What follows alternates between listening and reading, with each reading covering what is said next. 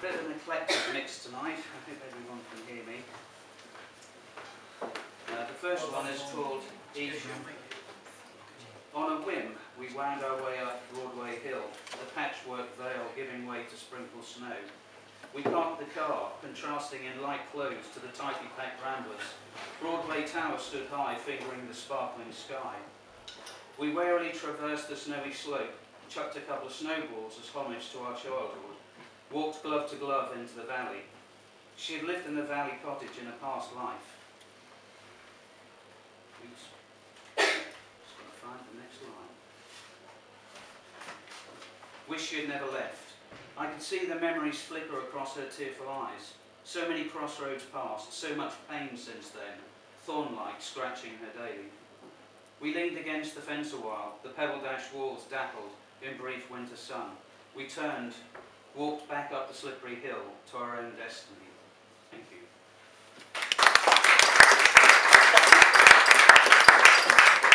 It didn't last. My next one, once or twice in your life you come across somebody who you know is going to be an eternal friend, and that's a really nice feeling. This next one is called My Comet. In the dusk of my years, when grey blue dominates, a bright young comet has lit up my darkened sky. She appears from the horizon, joyous and incandescent, hovers over me for a short while as she shimmers and glows. Streaks across my conscience, indelibly marks my memory.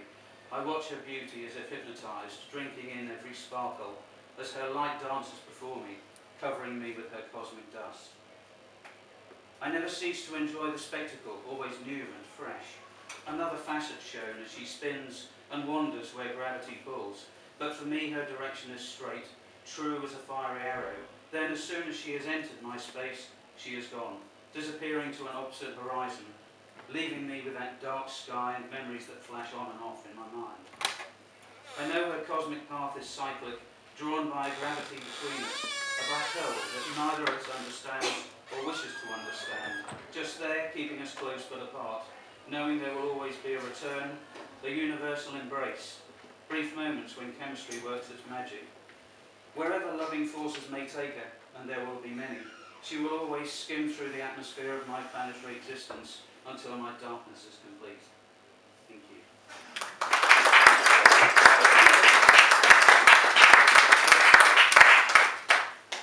This next one I wrote, I was at Manchester Airport coming back from a meeting. As Jodie was, the damn flight was delayed and I had 2 hours to wait. So this is a bit sort of bitty, this one, but I hope you'll excuse me. Time passes by inexorably. We cannot stop its passage as it tugs us towards immortality, puts wrinkles on young faces. The flash of an eye, the old father, curmudgeonly never gracious, watches us put our parents in the ground. Slips by without a sound except the ancient ticking of a clock, with seconds, minutes and hours, a hollow, godless metallic knock. I wait for my flight, 2 hours to gate, wishing it would hurry up, but there's no pointless pressing or pushing old father. Just let him pass, he'll let me home before I know it. Then look back before he erases clear memory, a colour photo fading to sepia as features erode to nothing but ghosts. A century of life, if you call that lucky, a pour on the old father's face, a flicker of his lengthy lashes, then we're gone with good grace.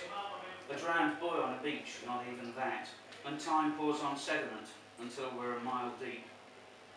Maybe a future being's hammer will release our atoms from their sleep to become part of the living world again, recycled on the daisy chain, planted by the old father, until it's time for us to leave again.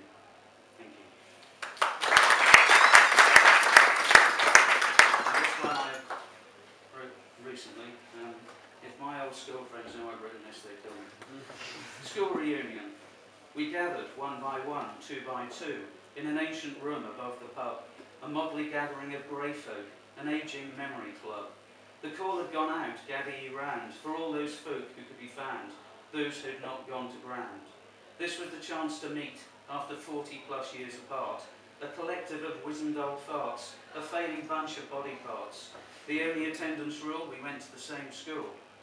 So many faces I don't recognise, the balding blokes with dodgy flies, the summer frocks and fag-sucked lips, thickened ankles, bell-like hips. Hey, I know you, you still have those eyes. It's the rest of you that's a surprise. I remember you at 16 when your skin was fresh, your body lean. I yearned for that body pressed to mine. Didn't happen at the time. You had bigger fish to fry. That sixth former with a grown-up eye. Oh, you married him, and here he stands, unkempt eyebrows and hairy hands. We look at the long picture, pick out all we knew.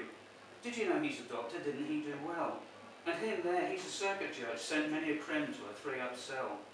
And he joined the army, worked his way up the ranks, until the IRA shot him. He died with little thanks. We recollect the bullying, who didn't make the grade. We chatter, natter wistfully at this tea party charade. If we were all honest, we'd admit that living at school was a make-or-break experience, a nightmare as a rule. Yes, there's lots of history, the alumni list is long, but sending a child to boarding school just isn't cool, it's wrong.